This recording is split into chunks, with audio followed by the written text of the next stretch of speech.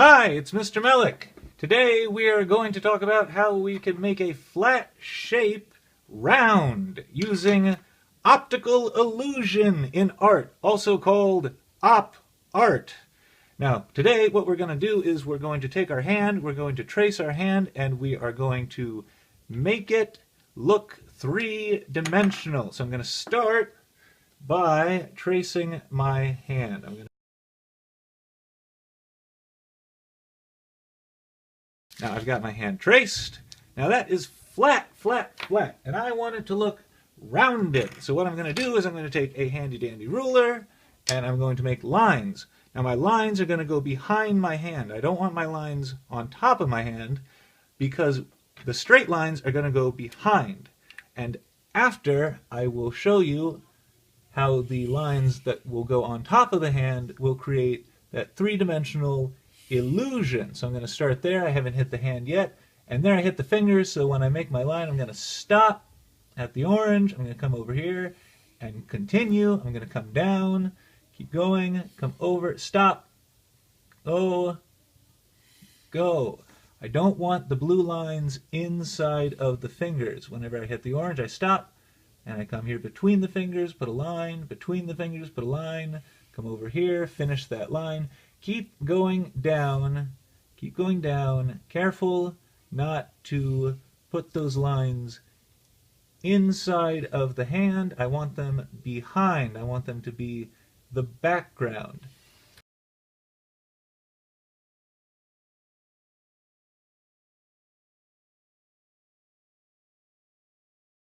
We are ready to go. Now, how do we make this 3D? Well, the hand rises up from the paper.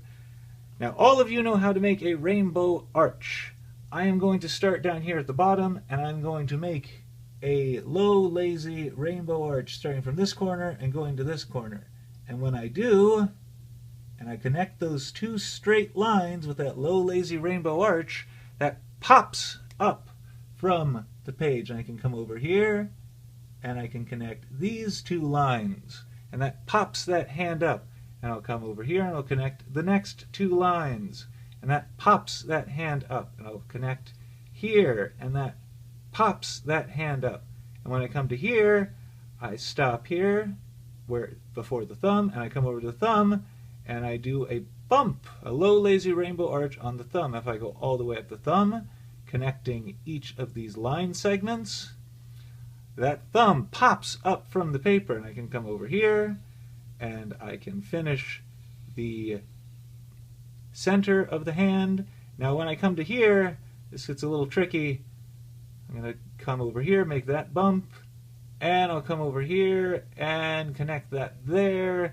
Sometimes it's a little bit of guesswork, but once you get the hang of it, you will be able to make your hand, or a heart, or a rabbit head, or a squid, or any shape pop up from the page using this method.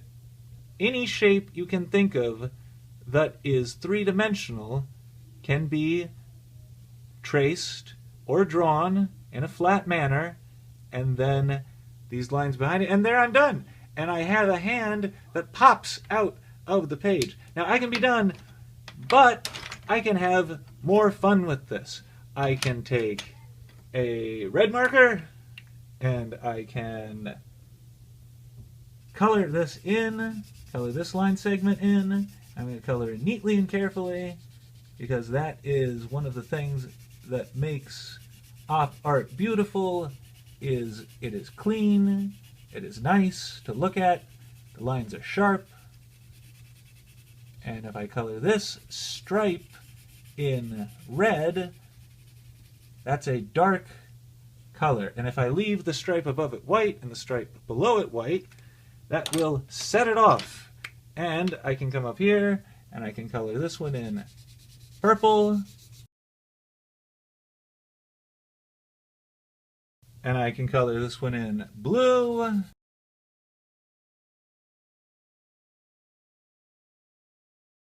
And I can color this one in green.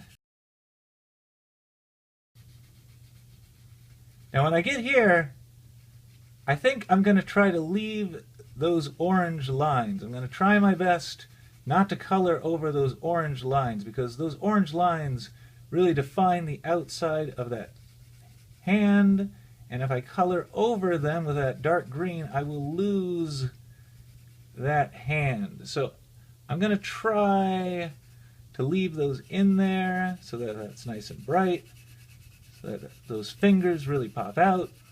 And I'm going to fill the rest of these bands with color. I'm going to try to leave some of those orange lines showing.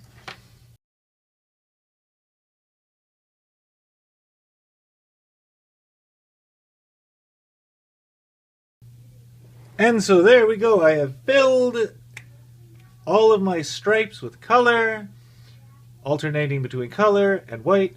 Now I have done my best to leave the orange line showing between these colored stripes. Now, if that's too difficult, you can always take a dark marker, a purple or a blue or a black, or even a black colored pencil or a crayon. They work just as well.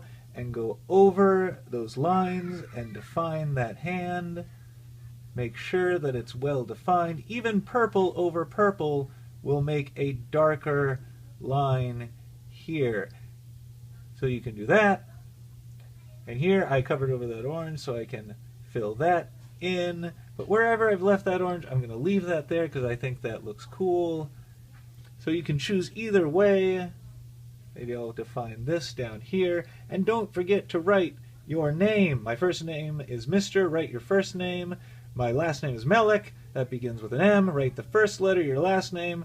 This is a number sign. Write your grade, whether that's 3 or 2. And then C, that's for the color group, whether it's green, yellow, red, blue, or purple.